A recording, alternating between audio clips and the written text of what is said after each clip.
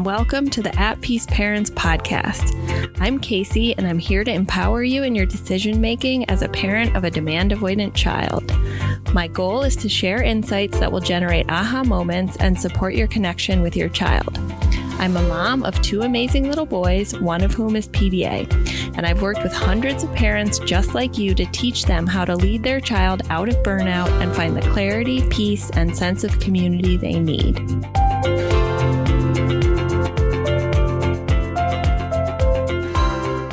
So this morning, I want to go live with you guys. I have my coffee, and I want to talk about identity. Okay, and the way I want to talk about this is I first want to talk to you guys about my identity and the past year of sort of grounding down into what that looks like, how I view identity, and how that informs how I coach parents and teach them about introducing identity, whether it's autistic, PDA, or none of the above, to their children. And then I want to give you guys permission to identify in a way that's completely autonomous and full of choice for you and your child. And then I'm going to end by talking about the pros of a strong identity and the cons of attaching too much to an identity and allowing it to other people or put yourself into groups of us, them. Okay, so I'm going to bring both my personal story, a little bit of my coaching, and also a little bit of my academic background to talk about how that informs how I think about identity. My advisor in graduate school was a feminist scholar, so I had to read lots of stuff about intersectionality and feminism and Black identity, etc. Nothing about neurodiversity, but I bring that to my work. A question I get a lot all the time is, are you autistic? Are you PDA? And, I get that question and I'm totally fine with it, right? And I'm not trying to obscure or hide my identity. I simply don't identify strongly with a particular neurotype. And I want to talk to you guys about why. And this doesn't mean like this is how you should do it. I just want to share my experience because it comes up so often in social media. Okay, so when I started my first podcast with another mom over 2 years ago now, which is called PDA Parents, I believed myself to be the most neurotypical person ever, right? I didn't struggle in school. I didn't struggle in social environments. I was like captain of my soccer team. I haven't ever had trouble making friends, etc. However, I do have a history of pretty severe anxiety. About a year ago, I started really intensive trauma processing, and that includes EMDR, which is like bilateral stimulation for the brain to process trauma and like childhood stuff, and also my experience with my son. During that trauma processing, I started to have a lot of sensory issues for the first time and be like very sensitive to sound and smell and taste. And I was like, is this trauma processing, or is it because of trauma, or is it because like I'm coming out of disassociation and I'm actually autistic or neurodivergent? And it was very confusing for me because like also I would sit down to meditate and I would start like rocking back and forth. And I was like, am I stimming, or like, is this the energy of the meditation, right? Like I was just sort of like leaning into it. But what was happening was I was starting to sense a lot more than I had.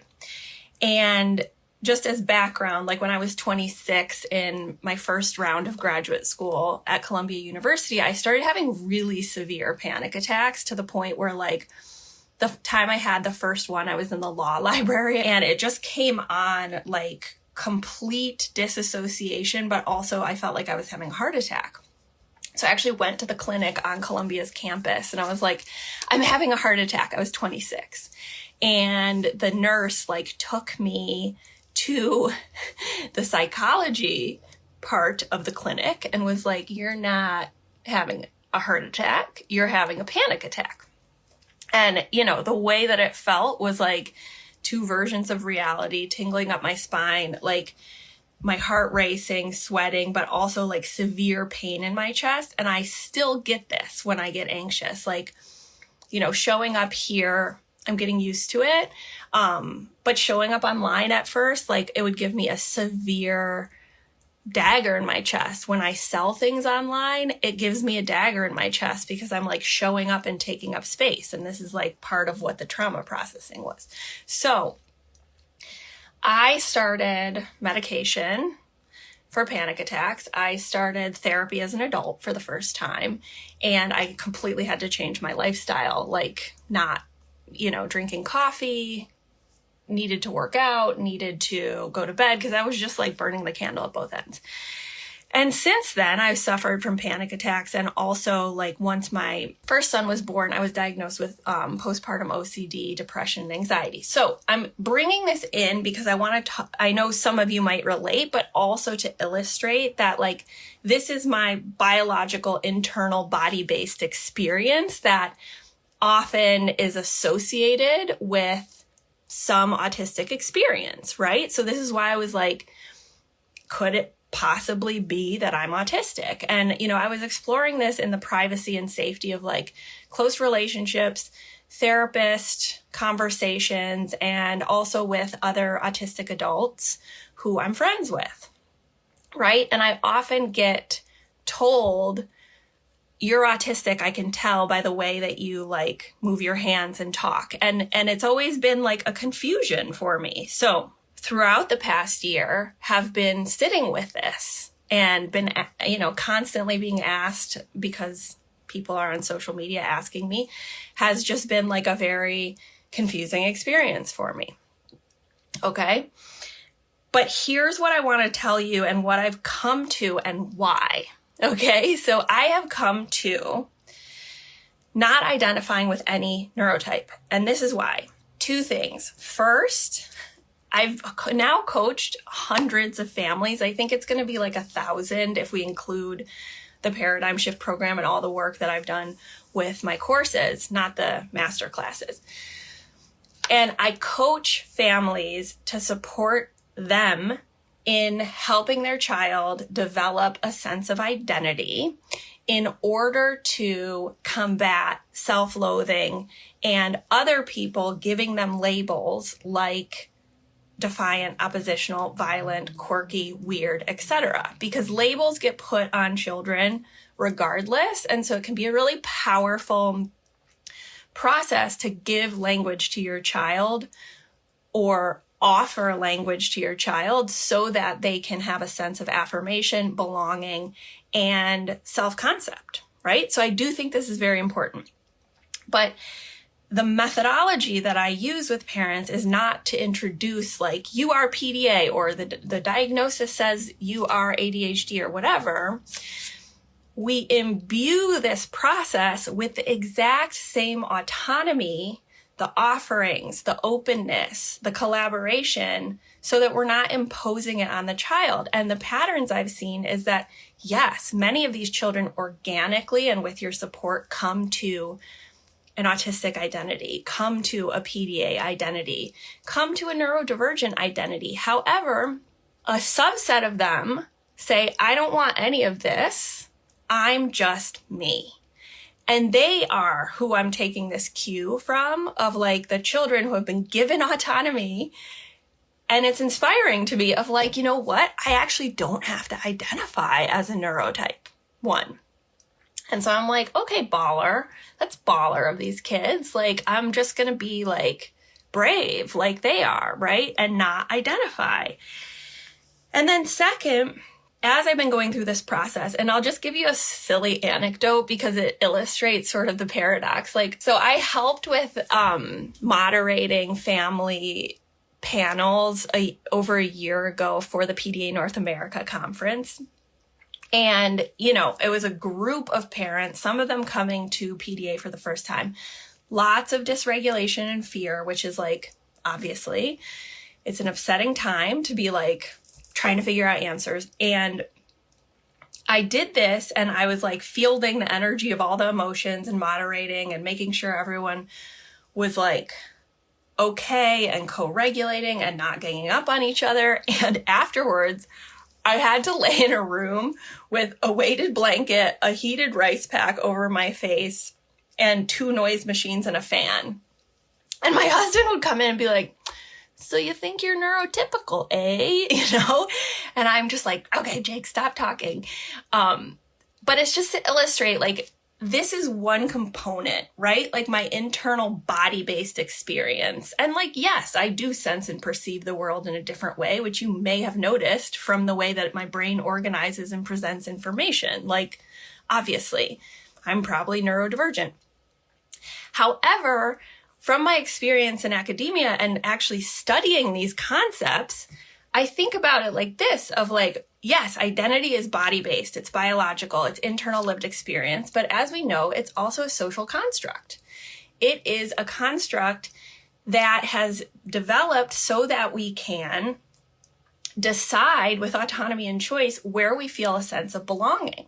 And it can be intersectional. It can be I'm Black and a woman and autistic, right? And that's a different experience than I'm a woman and autistic.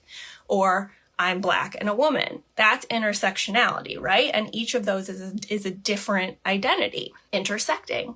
So when I thought about it, like not just my internal lived experience, but also the spaces and with whom I feel a sense of belonging, shared communication styles, cultural norms, ethics, ways of operating, you know, I feel much more at home in a yoga studio than I do in an autistic space. And really, the only autistic spaces I know in groups are online. And frankly, like I haven't had a good experience with that.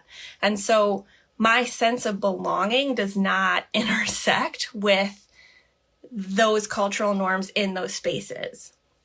That's not to say that that's like autistic culture. It's just my personal experience, right? And so, you know, I identify very strongly now as a mother. I identify very strongly as anxious. I identify very strongly as a yogi, right? A reader, someone who loves to travel, who can't anymore. Okay, so these are all the things that I've been thinking about for the past year. And the reason I'm sharing them with you is because I'm not trying to hide anything about my identity, but I also want to introduce to you a different way of thinking about it, because I think it's important not just for you and your identity as a parent, because I work with tons of moms especially who are exploring this, an internalized experience of PDA, but there's a lot of complexities, right? Do you want to get a late in life diagnosis? Do you want to be public about this with your family? Do you even want to identify as this, and why? And all of it is okay. Remember, the principle is autonomy. Okay. What I want you guys to take away from this are 2 things. Like, 1, how does this apply to your life and your child? And 2, things to think about as you're exploring identity in terms of pros and cons of a strong identity, and why it's different than like diagnosis and categories for research. When I work with families to support them in their own identity, but also their child's, we don't start with labels. We don't start with like, hey, you're PDA, how do you feel about that? Because remember, that would be putting you above the child in the decider role, and they automatically have that perception of threat because loss of autonomy and loss of perceived equality activates them. Additionally, a lot of these children, you know, have been labeled or misdiagnosed with a million other things before we get to the PDA conversation.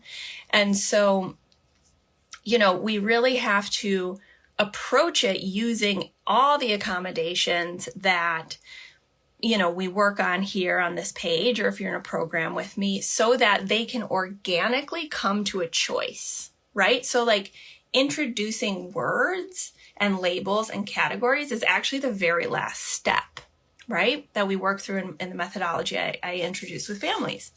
And it's been very successful for families in the sense that their child isn't like fully rejecting it, feeling like their parent is imposing it, etc.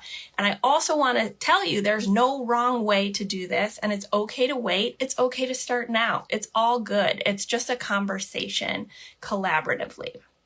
Okay? The second thing I want to give you permission about is that you don't have to identify as a particular neurotype at all if that doesn't resonate for you. You're also welcome in my world if that's like your primary identity. Like, it's all good. But neurodiversity is about diversity, right? Of different experience. And it is all validated and named here. So finally, I want to end with the pros and cons of identity. So my son has a very strong PDA identity. It's been very healing for him. He, through like using the process I help parents with, he did come to a strong PDA identity. In this process, I witnessed him use it as a way to understand things that confused him about himself, like his strong nervous system response, right? And I also separate naming the threat response, which is like a survival mechanism that we all have and we can all name, and the identity of a neurotype, okay? Two different things. Because I have a lot of the survival drive, not attached to autonomy, but like I get the nervous system stuff because I biologically experience it, right? But it's not attached to the same neuroception. My son uses the identity of PDA to help him not feel bad about his sort of explosive behavior, and he uses it in language, and I'll give you two examples. One, when he was still using a pacifier, he used it until he was almost 8. He would use it only at home. But when he would have play dates, he would ask me to text the mom before the kid came over and tell them, Cooper's going to use his pacifier because he's PDA, right? And this would make him feel safe. And he started using it as a way to advocate for himself, okay? And he started telling people himself, I do this because I'm PDA. And another example is when he is in his Montessori classroom and he would start a math sheet in the middle. He would say, the teacher and the other kids would be like, oh, why are you starting in the middle? And he would say, it's because my PDA. And then the other kids would say, can we start in the middle? And then the teacher would say, of course, because it's super flexible. And this is an example of how having an identity and a sense of belonging outside of oneself can support that self-advocacy for your children. So this is the pro, that sense of belonging, lifting off the veil of the confusion of your life, right? Like, why was I like this as a child? Why did I respond to this? Like, identity can be great for that, a sense of belonging. Also, a way to label or name something and build a body of knowledge towards more awareness, okay? However, there is a dark side to adhering too strongly to identity to the point that we are othering others, okay? And my doctoral research for my past life was in Colombia, South America, and I actually spent 16 months doing field work in rural areas that were severely impacted by the Civil War. Post-conflict areas, I also worked in some conflict areas during my doctoral dissertation. Okay, and my whole entire dissertation, my work, was based on understanding patterns of violence and reconstruction, reconciliation, and nonviolence. Okay, and the root of much of the violence was this concept of othering, of putting people in in-group and out-group categories in the same villages, in the same block of families, because they identified with one group, like a paramilitary group, a FARC group, or the state, and the out-group, in-group categories based on identity, the othering, the us, them, was at the root of extreme violence. And like, this is at my core something I will not participate in and disagree with, whether it's online, politically, or anything, is othering and dehumanizing others because they have a different identity than you. And so I just want to leave with that, because identity is a complex topic, but now you know why and how I identify or not, give you permission to do the same, understand that identity for you and your child is autonomous and choice-filled, like everything, and that identity can give a great sense of belonging, but we also have to be careful, especially in the online space, of not othering people because they are autistic, they're not autistic, or they're nothing. Because otherwise there's not cohesiveness in a movement towards helping parents, helping children, and actually building a body of knowledge and awareness that extends beyond the online space, which is my goal. I want to, like, my long game is to get PDA or some version of it in the DSM-5, okay? I want everybody to have in-home caregivers. I want insurance to cover this, right? Especially in the US. And it's not going to happen if we don't build, if we don't collaborate, if we don't extend beyond, social media.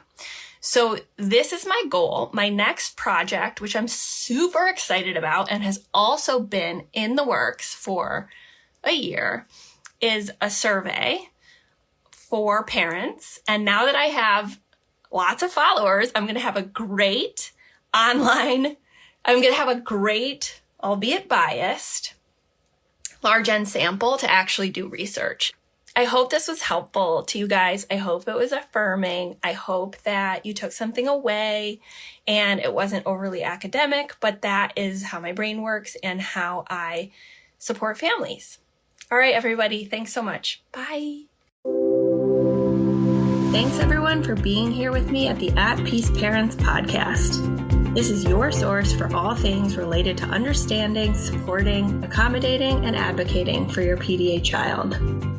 To go deeper on any of these topics, check out my course offerings and masterclasses at the website www.atpeaceparents.com. To completely transform the way you think about and relate to your child and to bring peace and stability to your home, join us for the next cohort of the Paradigm Shift program.